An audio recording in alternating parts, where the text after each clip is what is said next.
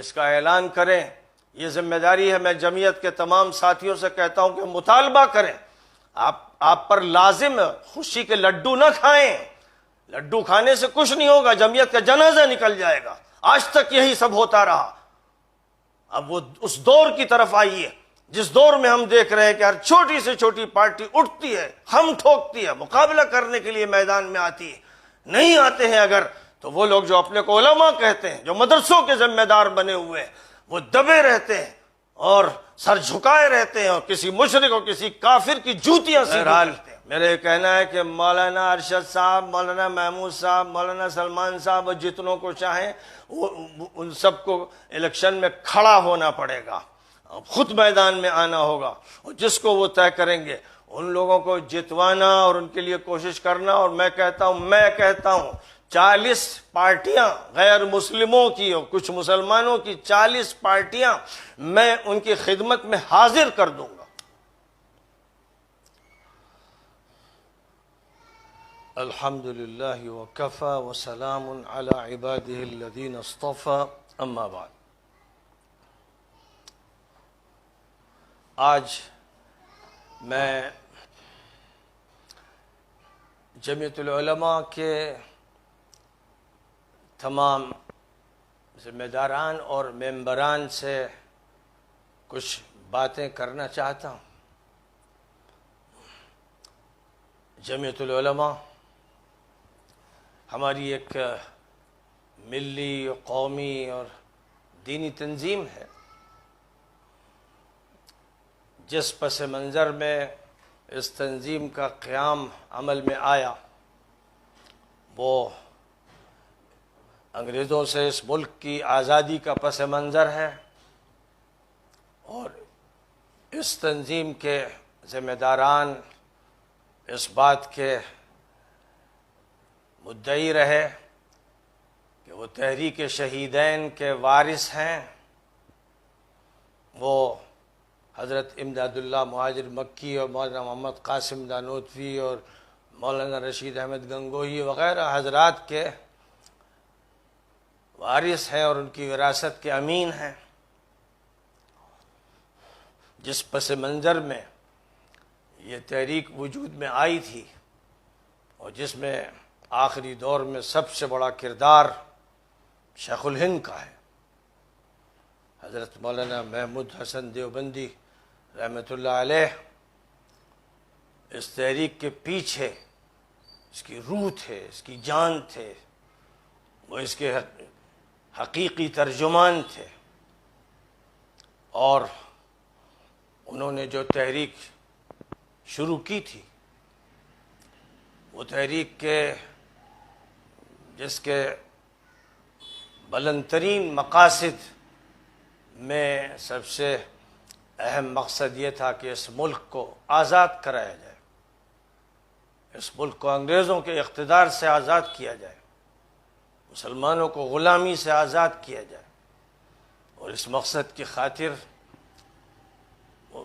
ان کی تحریک نے عالمی روابط قائم کیے تھے. اور اس کے بعد ہندوستان کی سطح پر مالٹا سے آنے کے بعد ان کی کوشش تھی کہ امارت ہند کا نظام وجود میں آئے، مسلمانوں کا امیر ہونا چاہیے.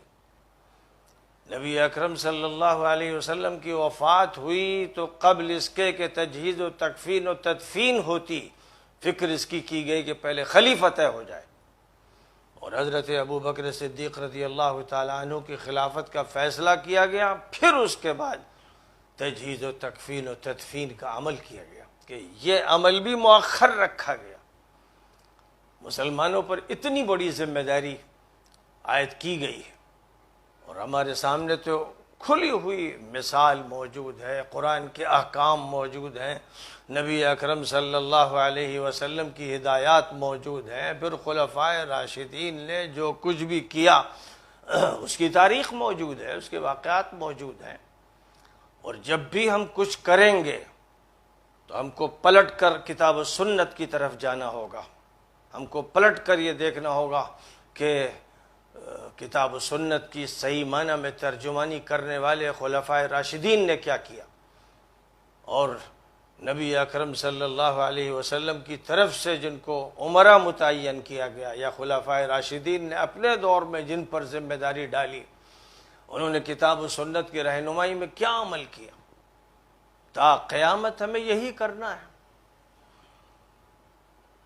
الاسلام بنیاد ہے، اور الاسلام اس کائنات کا بھی مذہب ہے، اور آدم علیہ السلام کا بھی مذہب تھا،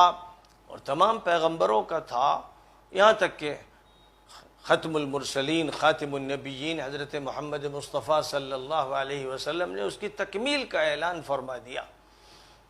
اور یہ کہہ کر کہ ان الدین عند اللہ الاسلام، قرآن کی ترجمانی کرتے ہوئے یعنی قرآن کے الفاظ میں یہ کہہ کر کہ ان الدین عند اللہ الاسلام، دنیا میں جو طریقہ حیات ہے اسی کا نام الاسلام ہے، اور یہ کہ ہوا سماکم المسلمین، اللہ تعالیٰ نے تم کو مسلم کہا ہے، اس لیے مضبوطی کے ساتھ الاسلام کو اور مسلم کو تھام لینا ہے، دانتوں تلے دبا لینا ہے، اور اس کے اندر دڑار پیدا نہیں کرنا ہے، کوئی اختلاف اور کوئی تفرقہ بازی نہیں کرنا ہے، وہ حرام ہے، سراسر حرام ہے۔ وَاعْتَصِمُوا بِحَبْلِ اللَّهِ جَمِيعًا وَلَا تَفَرَّقُوا، امت کو جوڑنے کا کام کرنا ہے، اور امت کو جوڑنے کا کرنا ہے، کسی طبقے کو یا کسی فرقے کو یا کسی حلقے کو نہیں۔ بہرحال بہتر ہوتا کہ تحریک اسلام یا اس طرح کا کوئی نام ہوتا تنظیم کا جو مسلمانوں کی صحیح معنی میں ترجمانی کرتی اور اسلام کی ترجمانی کرتی، لیکن بہرحال نام طے ہو جاتے ہیں، اور جمعیت العلماء جب نام رکھا گیا تو یہ سمجھا گیا کہ یہ صرف علماء کو جوڑنے کا کام کرنے والی ایک تنظیم ہے، اور پھر جمعیت العلماء کا آغاز ہوا جس حال میں اس ملک میں جو طاقت کانگریس نے سیاسی اعتبار سے حاصل کر لی تھی، وہ اس کے ساتھ جمعیت العلماء نے مکمل طور پر اتفاق کیا، اور یوں کہا جائے کہ جمعیت العلماء کانگریس کا ضمیمہ بن گئی۔ اگر جمعیت العلماء امارت اسلامی کے اس عمل کو لے کر چلتی 1920 میں شیخ الہند کے ذریعے سے جس امارت ہند کے مسئلے کو اٹھایا گیا اور جس کے لیے کوشش کی گئی، اس وقت اگر امت اس پر لبیک کہہ دیتی، اور سب سے زیادہ ضرورت تھی کہ علماء اس پر لبیک کہتے، اگر مسئلہ امارت طے ہو جاتا تو پھر مسلم لیگ وجود میں نہ آتی۔ ظاہر ہے کہ جب سیاسی نمائندگی نہیں تھی اور جو علماء کہہ رہے تھے اپنے کو کہتے تھے، دوسرے لوگ جن کو علماء سمجھتے تھے وہ تو بڑی محدود قیادت رکھتے تھے۔ خلافت تحریک بھی چلائی گئی، لیکن خلافت تحریک میں ظاہر ہے کہ جمعیت العلماء کا اصل کردار نہیں تھا، اس میں تو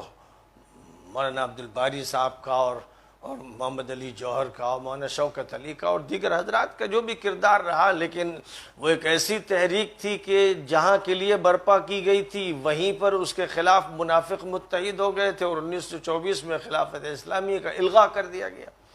لیکن یہاں کی صورتحال میں جب جمعیت العلماء وجود میں آئی، یعنی علماء جو نبی کے وارث ہیں اور جو قرآن اور حدیث کی ترجمانی کرتے ہیں، اور جن کو نبی پاک علیہ السلام کے سیاسی منشور کو سامنے لانا تھا، مدینہ منورہ کے دستور کو پیش کرنا تھا، امبیڈکر کے سامنے پہلے یہ پیش کیا جاتا ہے کہ یہ وہ دستور ہے جو دنیا کی تاریخ میں سب سے زیادہ جامع بھی ہے، جمہوری بھی ہے، اور اگر یہ کہا جائے کہ سوشلسٹ بھی ہے، یعنی سوشالوجی کا، اجتماعی زندگی کا پورا اس میں لحاظ رکھا گیا ہے۔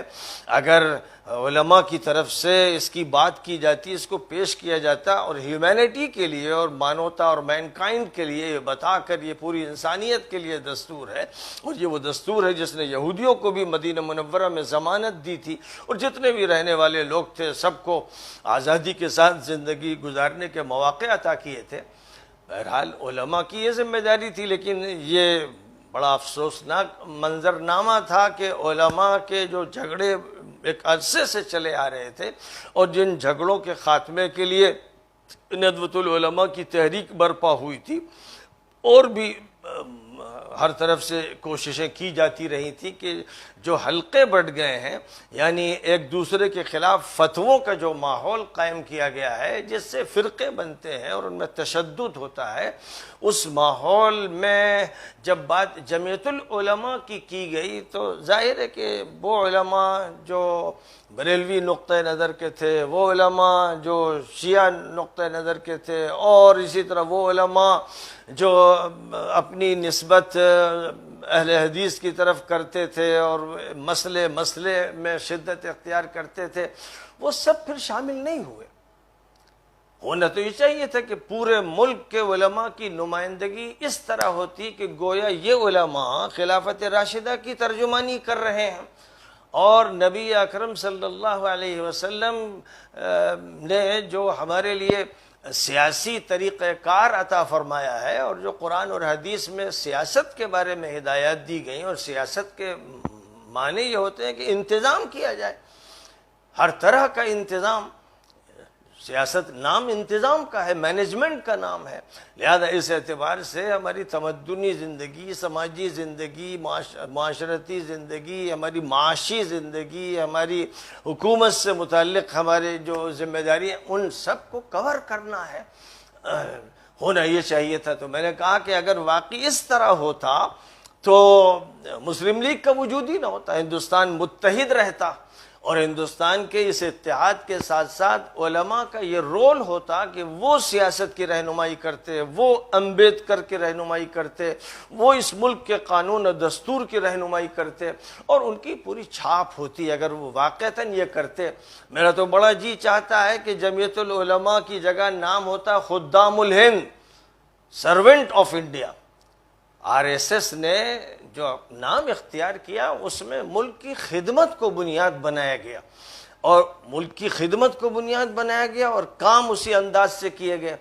جہاں تک جمعیت العلماء کے تعلق ہے، بڑے بڑے جلسے وہ کرتی ہے، RSS نے کبھی ایسے جلسے نہیں کیے۔ اور ابھی عمارت کی بات آئی تو بھائی عبد القدوس صاحب نے انقلاب کا پورا ایک صفحہ اشتہار کے طور پر دیا، خوشیاں منائی جا رہی۔ یہ بڑے بھولے پن کی بات ہے، اور بڑی ایسی سادگی ہے کہیے اس کو، یا ہوشیاری ہے کہ اس پر افسوس ہی کیا جا سکتا ہے۔ یہ فضول باتیں، یہ اسراف، یہ دکھاوے، یہ نمائشیں نقصان پہنچاتی ہیں، فائدہ ان سے نہیں پہنچتا ہے۔ آپ ٹھوس کام کیجئے، مسلسل کیجئے۔ میں RSS کے کام کی تعریف کرتا ہوں کہ وہ 1925 میں قائم ہونے والی تنظیم ہے، خاموشی سے اس نے کام کیا اور ہر میدان میں کام کیا، اور اس بنیاد پر کیا کہ وہ ملک کی خدمت کر رہے ہیں، وہ سیوک ہیں۔ تو نتیجہ اس کا یہ ہے کہ آج کے ہندوستان میں RSS کو ایک اقتدار حاصل ہے، اور انڈائریکٹلی وہ حکومت کر رہے ہیں، اور اس صورتحال میں ان کے نظریات میں بہت سی ایسی باتیں ہیں جن میں تعصب کا الزام بھی لگتا ہے، اور ہندو مسلم تفریق کی بات ہوتی ہے، لیکن وہاں سے جب بھی بات کہی جاتی ہے تو اتحاد کی بات کی جاتی ہے، یعنی تمام عوام کے لیے ہندوستان میں جتنے بھی بستے ہیں وہ اپنی اس فہم کے مطابق ان کو ہندو کہہ دیتے ہیں، یعنی کلچر ہمارا ایک ہے اور ہمارا DNA ایک ہے۔ یہ تو سب تعبیرات کی باتیں ہیں، لیکن خطاب سب سے ہو رہا ہے، ہندوؤں سے بھی ہو رہا ہے، مسلمانوں سے بھی ہو رہا ہے، اور جتنی بھی یہاں پر برادریاں ہیں ان سب سے خطاب ہو رہا ہے۔ تو موہن بھاگوت صاحب کا ایک خطاب ہے، اور ایک خطاب جو ہمارے علماء کی نمائندگی کرتے ہیں ان کا ہے، بڑا فرق ہو جاتا ہے، کیونکہ جس وسعت کے ساتھ ہمیں کام کرنا ہے، جب ہم اس کی طرف آگے بڑھتے ہیں تو دیکھتے ہیں کہ ٹکڑے ٹکڑے کرنے کی پالیسی ہے، دیوبند کے ٹکڑے، مظاہر کے ٹکڑے، تبلیغ کے ٹکڑے، جمعیت کے ٹکڑے۔ آج خوشی ہے، مجھے بڑی خوشی ہے کہ جمعیت العلماء کی جو تقسیم ہو گئی تھی اس میں ایک اتحاد کا مظاہرہ کیا گیا ہے، اور گویا اتحاد کے ساتھ مولانا ارشد مدنی صاحب کو امیر الہند منتخب کر لیا گیا ہے۔ دیوبند میں جب پروگرام ہوا تھا آج سے کئی سال پہلے، اور تمام حلقوں کو اکٹھا کیا گیا تھا، تو میری بھی وہاں تقریر ہوئی تھی، اور میں نے کھل کر کہا تھا کہ آج جس اتحاد کا مظاہرہ ہو رہا ہے، جس میں درگاہوں کے لوگ بھی ہیں اور جماعت اسلامی کے بھی لوگ ہیں اور اہل حدیث بھی ہیں اور بریلوی بھی ہیں، یہ اتحاد اگر پارا ہو تو عوام کو مخاطب کرتے ہوئے میں نے کہا تھا کہ ان کے گریبان پکڑ لینا، اور جب یہ تفریق بڑھتے بڑھتے یہاں تک پہنچی تھی کہ گھر ہی میں لڑائی ہو گئی اور دلی میں تماشا ہوا اور کیا کیا ہوتا رہا، تو اس وقت میں نے مولانا ارشد صاحب مدنی دامت برکاتہم کی تائید کی تھی، اس لیے کہ وہ ایک اچھے عالم بھی ہیں اور اپنے والد صاحب کے ترجمان بھی ہیں، اور جو مخالفت کر رہے تھے ان کے وہ بڑے اور گھر کے بھی بزرگ تھے تو بہرحال جو حق ہے اس کا اظہار کیا گیا۔ لیکن اب اس اتفاق کے بعد ہمیں یاد رکھنا چاہیے کہ ہم جس ملک میں رہ رہے ہیں وہ ایک دستوری ملک ہے، اور اس دستوری ملک میں ہمیں اپنے گھر کا حال دیکھ لینا ہے کہ اگر ہمارا گھر فرقوں میں، حلقوں میں، مسلکوں میں بٹا ہوا ہے اور ہمارا مزاج فتوی بازی کا، خوب یاد رکھیے کہ مولانا قاسم نانوتوی رحمۃ اللہ علیہ ہوں یا حضرت شیخ الہند ہوں، کوئی بھی فتوی بازی نہیں کرتا تھا۔ شیخ الہند علی گڑھ تشریف لے گئے، جامعہ ملیہ کی انہوں نے بنا بھی ڈالی، اور مولانا قاسم نانوتوی کے داماد سر سید کے یہاں گئے، علی گڑھ میں رہے، وہاں دینیات کے ذمہ دار رہے۔ حضرت مولانا قاسم نانوتوی نے علی گڑھ کے خلاف بھی، سر سید کے خلاف بھی کوئی فتویٰ نہیں دیا۔ شیخ الہند نے فتوے کی زبان استعمال نہیں کی۔ جو انسان کام کرتا ہے اور یہ چاہتا ہے کہ امت کی وحدت ہو، ملت جڑے، اس کی نگاہیں فرقے کو نہیں دیکھتی ہیں، وہ گالی یوں نہیں بکتا یہ شیعہ ہے، یہ بدماش ہے، وہ کہے یہ سنی ہے، یہ بدماش ہے، اور کوئی کہے یہ بریلوی ہے، یہ تو مشرک ہے، وہ کہے کہ صاحب یہ دیوبندی ہے، گستاخ رسول ہے۔ فضول بکواس ہے، پاگلوں کی، مجنونوں کی اور جاہلوں کی بکواس ہے، جس کا خاتمہ ہو جانا ضروری ہے۔ تو کون کرے گا یہ؟ بہرحال جو کرے گا وہی صحیح معنی میں مسلمان ہوگا، وہی کتاب و سنت کا داعی ہوگا۔ لیکن میری درخواست ہے مولانا ارشد مدنی دامت برکاتہم سے کہ ایک ذمہ داری دی گئی ہے، اس کو صرف شرعی پنچایت تک محدود نہ کریں۔ جو میٹنگ ہوئی، اس میٹنگ میں میرے بھائی سلمان منصور پوری نے جو بیان دیا تو اس میں شرعی پنچایت اور ایک حکومت کا نظام اور ایک عدالت کا نظام، ارے میرے بھائی یہ زبان چھوڑ دو، بھول جاؤ۔ جو قرآن پڑھتے پڑھاتے ہو، جو حدیث پڑھتے پڑھاتے ہو، اس میں کتاب الامارہ میں جو باتیں کی گئی ہیں، اب بس وہی اینک لگا لو اور اسی کی بات کرو، وہی حدیثیں بیان کرو۔ اور ایسے ملک میں جو دستوری ملک ہے اور معاہداتی، یعنی ہم نے ایک معاہدہ کیا ہے، ہندو، مسلم، سکھ، عیسائی، جین جتنے بھی ہیں، سب کا ایک معاہدہ ہے، اور اس معاہدے کی بنیاد پر حقوق ہیں۔ اور یہ حقوق کس کس طرح کے ہیں؟ دیکھیے میں اس وقت پھر یاد دلانے کے لیے، جو ہمارا یہ دستور ہے، ہندوستان کا یہ دستور ہے، اس دستور کا ایک پریمبل ہے، یعنی تمہید ہے۔ یاد دہانی کے لیے میں اس کو پیش کرتا ہوں۔ We the people of India, having solemnly resolved to constitute India into sovereign, socialist, secular, democratic republic, and to secure to all its citizens justice, social, economic, and political, liberty of thought, expression, belief, faith, and worship, equality of status and of opportunity, and to promote among them all fraternity, assuring the dignity of the individual and the unity and integrity of the nation. In our Constituent Assembly, this 26th day of November 1949, do hereby adopt, enact, and give to ourselves this Constitution. ہم بھارت کے عوام، بھارت کو ایک مقتدر، Samajwadi, secular, عوامی جمہوریہ بنانے کے لیے اور اس کے تمام شہریوں کو سماجی، معاشی اور سیاسی انصاف، خیال، اظہار، عقیدے و مذہب اور عبادت کی آزادی،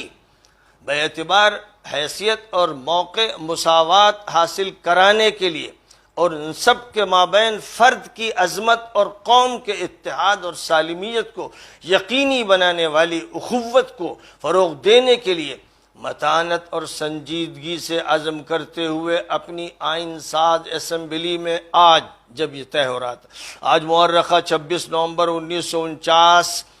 اس آئین کو اختیار کرتے ہیں، وضع کرتے ہیں اور اپنے اوپر نافذ کرتے ہیں۔ کتنا جامع، کتنا مکمل، کتنا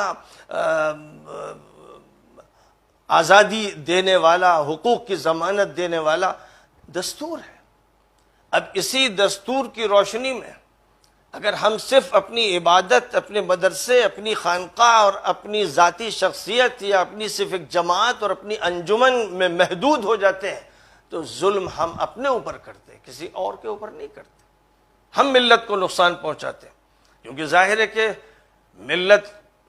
اس طرح وجود میں آتی ہے کہ اس کی صفوں میں اتحاد ہو اور اس کا نظام جامع اور مکمل ہو۔ جب ہمیں یہاں سیاسی آزادی دی جا رہی ہے، معاشی آزادی دی جا رہی ہے، تعلیم اور مذہب کی آزادی دی جا رہی ہے، تو ہم کیوں نہیں اس آزادی کو حاصل کرتے؟ اس آزادی کا فائدہ کاشی رام اٹھائیں، اس آزادی کا فائدہ ملائم سنگھ اٹھائیں، اس آزادی کا فائدہ چھوٹے چھوٹے دل، چھوٹی چھوٹی جماعتوں کے چودھری اٹھائیں، چھوٹے چھوٹے قبیلوں کے ذمہ دار اٹھائیں، نہ اٹھائیں تو مسلمان۔ اور ظاہر ہے کہ مسلمانوں کی نمائندگی کرنے والی جمعیت العلماء، جس سے میرا تعلق تو ایسا ہے کہ میں نے اس کا دودھ پیا ہے اور گھٹی میں اس کی اہمیت پڑی رہی، چونکہ میرے لکھنؤ میں نانا ڈاکٹر سید عبدالعلی حسنی وہ اس جمعیت کے ذمہ دار تھے، اور ان کا گھر ہی مولانا حسین احمد مدنی رحمۃ اللہ علیہ کا میزبان ہوتا تھا، اور مظفر نگر میں میرے دادا حضرت سید محمد یوسف حسینی رحمۃ اللہ علیہ کا گھر بھی حضرت مدنی کی قیامگاہ تھی، اور جمعیت العلماء کے سارے کام وہیں سے ہوتے تھے۔ اس لیے میں تو واقعہ یہ ہے کہ جمعیت العلماء کے دیگر جو ممبران اور افراد ہیں ان سے زیادہ حق رکھتا ہوں، اور میں اس میں کوئی عہدہ نہیں چاہتا، ایک روپیے کا منتظر نہیں ہوں، بات سچی کہنا چاہتا ہوں، حق کہنا چاہتا ہوں۔ میری درخواست ہے مولانا ارشد مدنی سے کہ اب وہ یہ نہ کہا کریں کہ بھئی ہمارا سیاست سے تعلق نہیں ہے، اس کا کوئی قرآن کی اور حدیث کی روشنی میں جواز نہیں ہے مولانا، اس کا جواز نہیں ہے۔ آپ کوئی تعویل کر لیں تو کر لیں، لیکن اس کا جواز نہیں، اللہ نے نہیں دیا ہے، نبی نے نہیں دیا ہے۔ اس ملک میں بہرحال کھل کر ہمیں سیاسی نمائندگی کرنی ہے، اور ابتدا یو پی سے کر دینی ہے جہاں کا الیکشن بہت قریب آ گیا ہے۔ میں مولانا ارشد صاحب سے درخواست کرتا ہوں کہ جو پارٹی بنائی گئی تھی جمعیت العلماء کی طرف سے، یا تو اس کا اظہار ہو، اعلان ہو جائے، اور اگر ایسا نہیں ہے تو مولانا کم از کم یہ کوشش شروع کر دیں کہ جتنی بھی چھوٹی چھوٹی پارٹیاں ہیں جو مظلوم لوگ ہیں، شیڈیول کاسٹ ہیں، شیڈیول ٹرائبز ہیں اور او بی سی ہیں، جتنے بھی ہیں، ان سب کے ہاں مولانا ایک کارواں لے کر خود جائیں، ایک کارواں لے لیں، 2 گاڑیاں 3 گاڑیاں، ہر ضلع میں، ہر گاؤں میں جائیں۔ مجھ سے اگر کہیں گے تو میں ان کی جوتی صاف کر دوں گا، مجھے کوئی چیز چاہیے نہیں دنیا کی، لیکن میں سپاہی بن کر ہر خدمت کے لیے تیار رہوں گا۔ میں نے ایکتا منچ کا قیام کیا تھا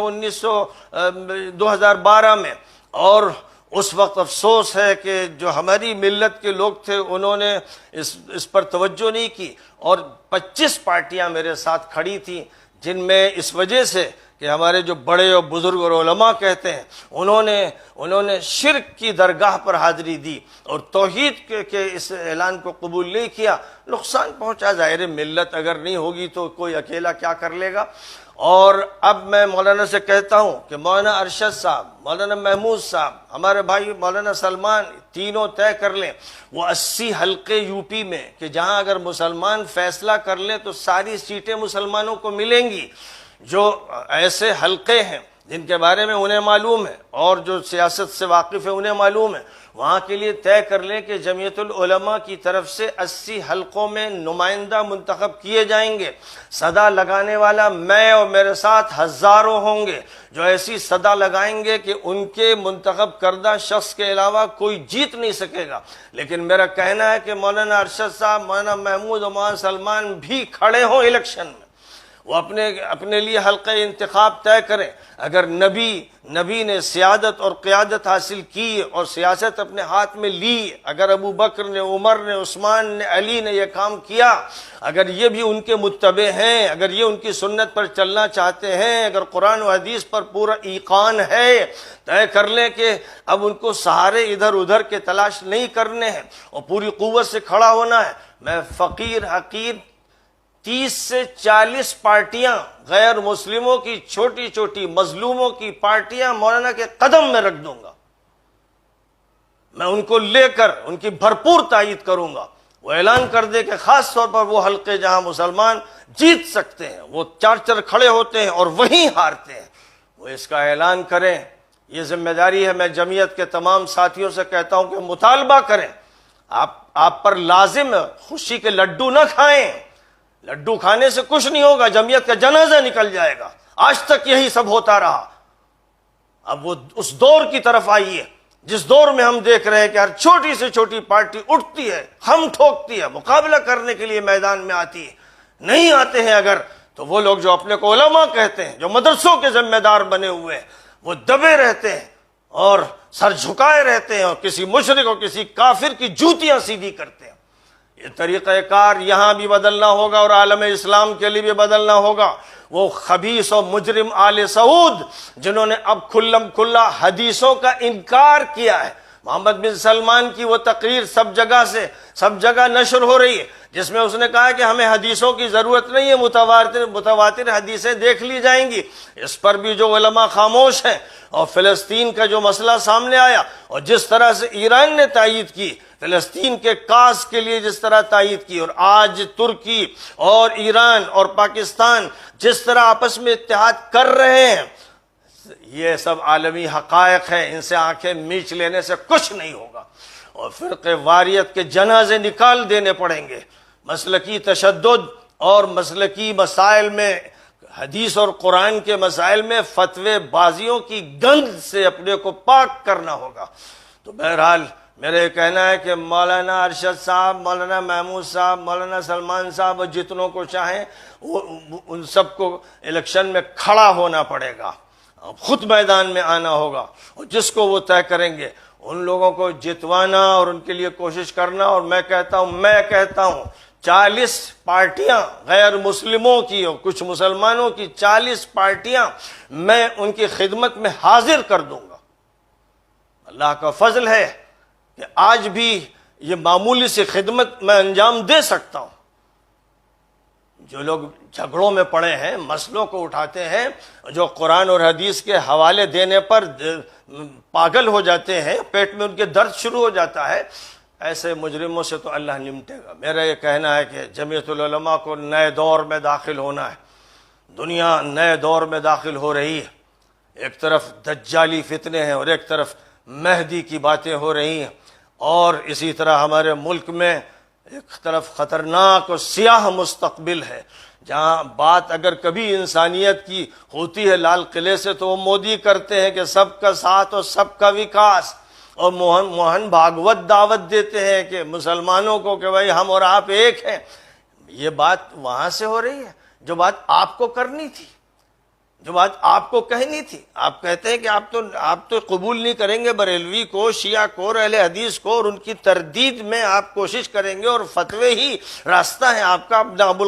نہ مولانا قاسم نانوتوی کا راستہ رہے گا جنہوں نے کبھی فتویٰ نہیں دیا اور بہت سے شیعوں کی اصلاح فرما دی۔ مظفر نگر میں کتنے شیعوں کی اصلاح فرمائی، ان کی توبہ کا سبب بنے۔ حضرت سید احمد شہید رحمۃ اللہ علیہ نے یہ کام لکھنؤ میں کیا، اور اسی طرح جو بغیر فتوے کے دعوت کا کام کرتے ہیں ان کو فتوحات ملتی ہیں، اور جو فتوے بازی کرتے ہیں وہ ذلیل ہوتے ہیں، رسوا ہوتے ہیں، اکھاڑ کے پھینک دیے جاتے ہیں۔ اس لیے صاف بات ہے، کھری بات ہے۔ اس سے پہلے بھی آل سعود اور آل نہیان کے بارے میں مولانا کو میں نے ایک خط لکھا تھا، آج اس پر 10-15 سال گزر گئے ہیں، پلٹ کر اس کا نہ جواب آیا نہ موقف سامنے آیا۔ لیکن اگر اب بھی موقف سامنے نہیں آئے گا، جب اسرائیل کے ساتھ کھلے تعلقات ہیں اور حدیث کا انکار کر دیا گیا ہے اور سینما گھر قائم کیے جا رہے ہیں، حج پر پابندیاں ہیں، اور ناچ اور گانے کی محفلوں میں 60 ہزار سعودی شریک ہوئے ہیں، اپنی آنکھوں سے لوگ دیکھ رہے ہیں، اور آج کی اس آن لائن دنیا میں، الیکٹرانک دنیا میں وہ تصویریں سب کے سامنے آ رہی ہیں، کوئی چیز ڈھکی چھپی نہیں ہے۔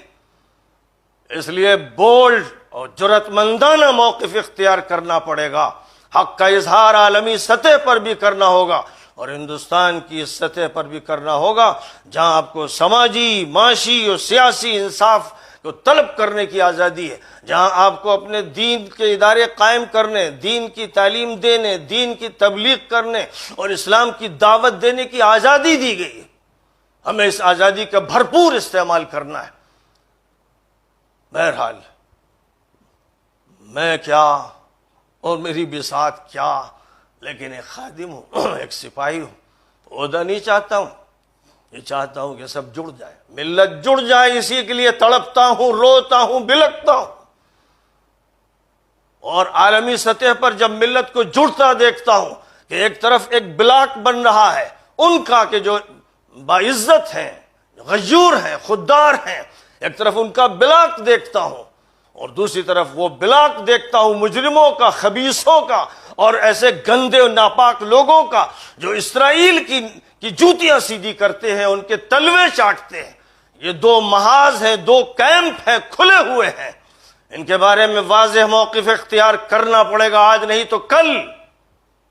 یہ امانت ہے جو گردن پر ڈال دی گئی ہے، اس کے لیے بولنا پڑے گا دیوبند کو، بولنا پڑے گا ندوے کو، بولنا پڑے گا مظاہر کو۔ چھوٹے چھوٹے مسلک جو ہیں اور مسائل ہیں جہاں قرآن و حدیث ان کے خلاف ہیں وہاں بولتے ہیں، اور جہاں بات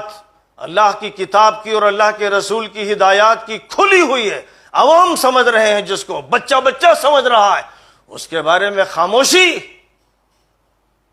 ظاہر ہے کہ نہ عالمی مسائل کے بارے میں خاموشی اختیار کرنے کا جواز ہے، اور نہ اس ملک میں صرف اپنی شرعی پنچایت اور اپنے مدرسے کو لے کر بیٹھنے کا کوئی جواز ہے۔ جو اصل کام ہے، جو ہمارے بڑوں نے کیا، حضرت سید احمد شہید رحمۃ اللہ علیہ نے کیا، ان کے خلفاء اور اخلاف نے کیا، جو کام مولانا قاسم نانوتوی نے کیا، جو کام مولانا محمود الحسن دیوبندی نے کیا، جو کام مولانا سجاد ابو المحاسن نے کیا، جو کام انہوں نے اور ان کے علاوہ دیگر حضرات نے کیا، اسی کام کو کرنا پڑے گا، اس کے علاوہ کوئی راستہ نہیں ہے۔ اور القاب اور عہدوں سے کچھ نہیں ہوتا۔ القاب مملکت فی غیر موضعها، عباسی دور کے خلفاء کے بارے میں ایک شاعر نے یہ مصرع کہا تھا۔ تو اس لیے